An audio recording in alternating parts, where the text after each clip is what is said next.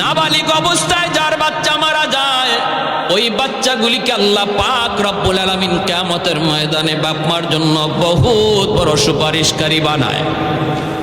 বাচ্চাগুলি আল্লাহর কাছে ডাক দেয়া কয়, মালিক, ও মালিক, তুমি আমারে দুনিয়াতে পাঠাইছো, পাঠানোর সময় আমার মা কত কষ্ট করছেন, জান বের হয়ে যায় অবস্থা।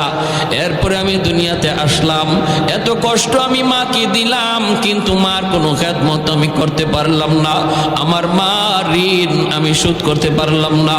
আল্লাহ, আজ যদি তুমি আমাকে জান্নাতে দিতে চাও, আমার মা বাবা সারা জান্নাতে যাইবো না, হয় আমারে বাপ মার সাথে জাহান্নামে দিয়ে দাও, হয় আমাকে আমার বাপ মার সাথে জাহান্নামে দিয়ে দাও।